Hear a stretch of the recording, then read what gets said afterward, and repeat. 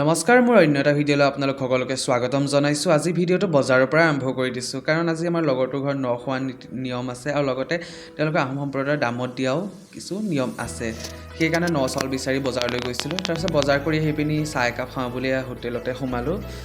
এই মিঠাইবোৰ চাওকচোন, দেখিয়ে খাওঁ লাগি গৈছে। লগতে গাখীৰ চাহ আৰু পেটিছ। গাখীৰ চাহটো মোৰ জীৱন, গম পায়েই আৰু আহি দেখিছোঁ খানাৰ প্ৰিপেৰেশ্যন পূৰা একদম আৰম্ভ হৈ গ'ল আৰু লাগি গৈছে সকলো। এই লগৰজনেও সহায় কৰি দিছে নহৰু গুচোৱাত। যে কুকুৰাসমূহ পুৰি থকা হৈছে খানাৰ কাৰণে। এওঁক দেওধাই পণ্ডিত বুলি কোৱা হয়। তেওঁৱে কিছুমান কুকুৰাবোৰ নীতি নিয়ম কৰিব লাগে কটাৰ আগতে। সেই কৰি মেলি তেওঁৱে গুচাই আছে। ধুনীয়াকৈ চাফা চিকুণ কৰি লৈছে ফাৰ্ষ্টতে। এয়া কুকুৰাসমূহ গুচাই মেলি চাফা চিকুণ কৰি নীতি নিয়মৰ কাৰণে আগবঢ়াই দিলে। পূৰ্বপুৰুষসকলক সুঁৱৰিয়ে আহোমৰ দামত দিয়া নীতি নিয়মসমূহ কৰি গৈ আছে তেওঁলোকে। তাৰপিছত নীতি নিয়ম কৰাৰ পিছত কুকুৰাসমূহ লৈ আহিলে, কাটিছে সকলোৱে খাবৰ কাৰণে। তাৰপিছত এওঁলোকৰ নীতি নিয়ম হৈ যোৱাৰ পিছত গৰৈ মাছৰ পোৰাৰ সৈতে পৰম্পৰাগত পানীবিধ অৰ্থাৎ সাজ, সেয়া সকলোকে খাবলৈ দিছে। আইতাই পূৰা বাকী আছে আৰু চেকি আইতাগৰাকী আকৌ খুব কামিয়াল দেচোন। আহিয়ে তাৰ পৰা কামত লাগিহে আপোনাৰ ভাতটো কাঢ়ি দিছে। ন চাউলৰ ভাত, কি ধুনীয়া গোন্ধ, একদম গোন্ধ এটা খাং লাগি যায় আৰু। এয়া বাও কেৰাহী পাতি দিলে জুইত। কিবা ভাজি বনাই আছে তেওঁ খানাৰ কাৰণে ধুনীয়াকৈ।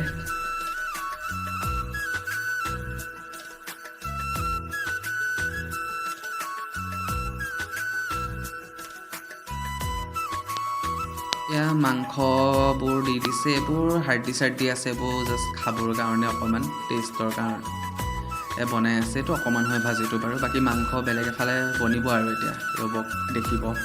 এয়া বায়ে ভাজি আছে, সেই ভাজিকণ মানুহে খাবৰ কাৰণে। এয়া আমাৰ ৰাইজে একদম মাংস বনাই ফূৰ্তি দেখিছে নহয়, একদম জঁপিয়াই মাংস দিছে একদম কেৰাহীত।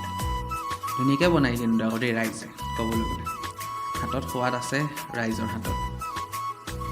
বনোৱাত নাম আছে কিন্তু ৰাইজৰ আকৌ। মোৰ এই লগৰজন তেওঁৱে মাংস বনাইছে।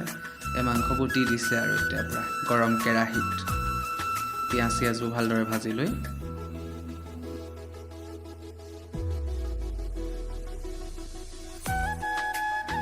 ৰাইজে একদম গৰম কেৰাহীত, একদম গৰম জুইত হাতা একদম লৰাই মাংস টেষ্টিকৈ বনোৱাহে কথা আৰু বনাই আছে আৰু তেনেকৈ।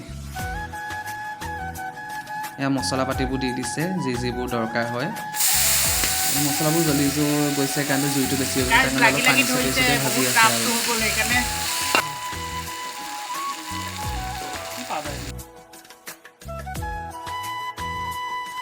এই লগৰজন বনাই জুইত ভাগৰি গৈছে দেখিছেই আৰু। নিমখো দি দিছে অৱশেষত। নিমখটো নিদিলে সোৱাদেই নহ'ব ন, যিমান টেষ্টিকৈ নবনাই কিয়নো। এইবোৰ আলুসমূহো তাত দি দিয়া হ'ল। এতিয়া সকলো ভালদৰে ভাজি ল'ব আৰু। একদম কষ্ট হৈছে কিন্তু আকৌ দেই জুইত বনোৱাটো। পূৰা জুইত তাপ লৈ জুই ঠিক কৰি লৈছে।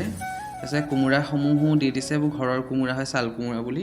খাই কিন্তু ভাল লাগিছিলে কিন্তু দেই, মাংসৰ তৰকাৰীখন পাৰিছে কিন্তু বনাব লগৰজনে। কিমান কষ্ট হৈছে দেখিছে নহয় বনাবলৈ। বহি লৈছে একদম পূৰা কেৰাহীত ধৰি লৈ, পূৰা হাতা ঘূৰাইছে আৰু।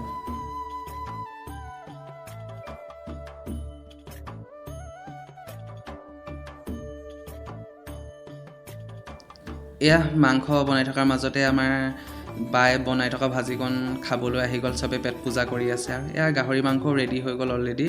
এয়া চাওকচোন, আমাৰ কুকুৰা মাংস, কোমোৰা, আলু তৰকাৰীকণ ৰেডি হৈ গ'ল আৰু। অৱশেষতে ধনিয়া দি দিছে গোন্ধটোৰ কাৰণে।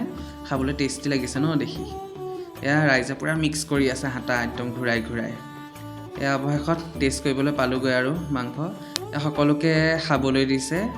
যদি ভিডিঅ'টো ভাল লাগিলে লাইক কমেণ্ট শ্বেয়াৰ কৰি দিব।